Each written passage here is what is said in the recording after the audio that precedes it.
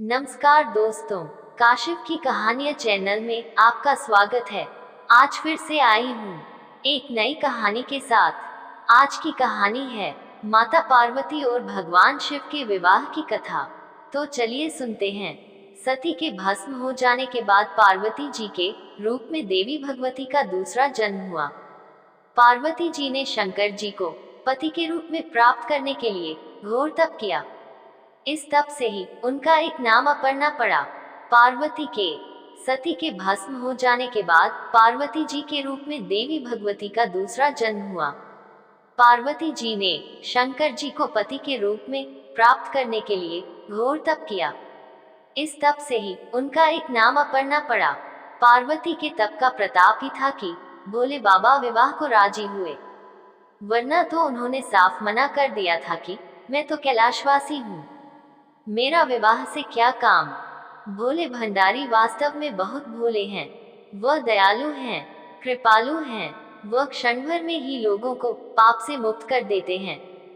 वह इतने दयावान हैं कि लोगों की झोली भी वह फौरन भर देते हैं। नाम ही है उनका शिव, अर्थात कल्याण करने वाला। वह सहज हैं, सरल हैं। वह एक लोटे गंगाजल से स्नान करके ही तृप्त हो जाते हैं। भगवान शंकर का यही स्वरूप भक्तों को आह्लादित करता है। यूं तो हर महीने ही शिवरात्रि आती है, लेकिन श्रावण मास की शिवरात्रि का विशेष महत्व है।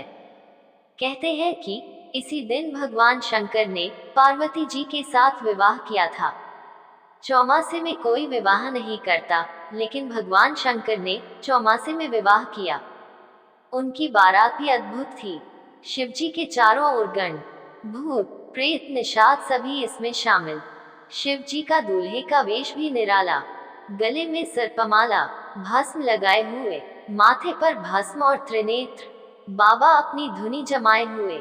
शंकर जी ने देवताओं से पहले ही कह दिया था कि मैं इसी रूप में चलूंगा, वरना शादी नहीं करूंगा।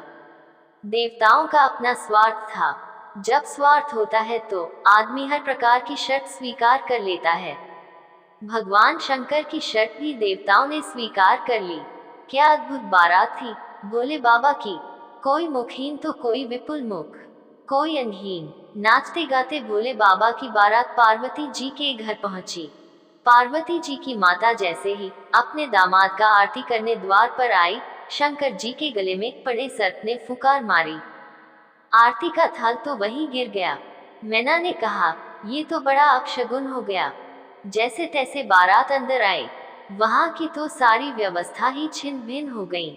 शंकर जी की बारात में आए शिवगणों ने अपने अपने अंदाज में ऐसे व्यंजनों का स्वाद लिया कि जैसे पहली बार शादी की दावत मिली हो।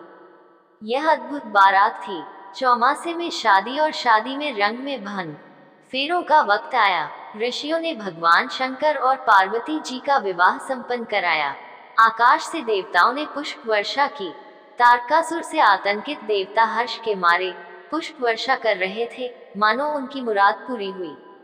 अब गौरीपति का मिलन होगा और तारकासुर का अंत।